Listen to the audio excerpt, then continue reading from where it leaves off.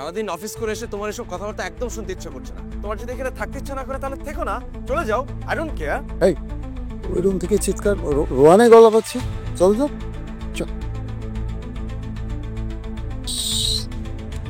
আস্তে কথা বলেন, আপনি যে ওভার অ্যাক্টিং করছেন না, এটা বোঝাই যাচ্ছে। ওভার একটি মিশে যাচ্ছে। ওকে ওকে, সরি, আবার করছি। হ্যাঁ, তুমি খারাপ, খুব খারাপ, আর তোমাকে একদম সহ্য হচ্ছে না। আমার মনে হচ্ছে আমি বাসা থেকে চলে যাই। রোহান, কি হচ্ছে এসব? তুই বোমের সাথে চিৎকার চেঁচামেচি করছিস, হ্যাঁ? তুই তো অসামাজিকতার চূড়ান্ত পর্যায়ে পৌঁছে গেছিস। এই তোকে আমি এই শিক্ষা দিয়েছি? তুই কখনো দেখেছিস তোর মার সাথে আমি এরকম অসভ্য আচরণ করি? দেখেছিস কখনো? আব্বা, আমাদের পার্সোনাল বিষয়ে কথা বলতে এসো না। পার্সোনাল? কিসের পার্সোনাল?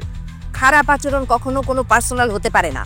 সাবরিনার সাথে খারাপ ব্যবহার করেই যাবি আর আমরা দুজন দেখেই যাব, সেটা কি করে ভাবলি তুই?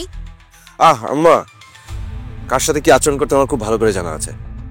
আর এটা আমার সংসার, আমার সংসার আমাকে ডিল করতে দাও। ও তো ঠিকই বলেছে, এটা ওর সংসার, ওর মধ্যে থাকতে দাও ওকে। চলো আমরা যাই।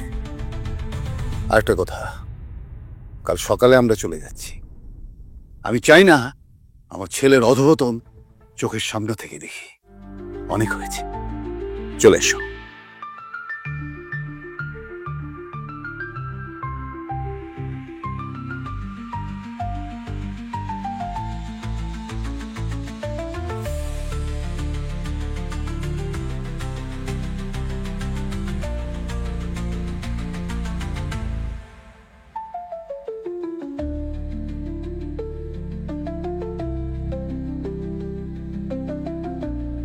আপনি এতটা রুড ভাবে কথা না বললেও পারতেন। বাবা মা খুব কষ্ট পেয়েছে।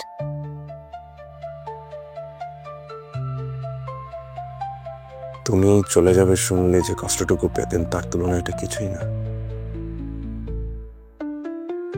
যা হওয়ার হবে। আমরা শুধু ক্ষতটাকে কিছুটা ঢাকার চেষ্টা করতে পারি।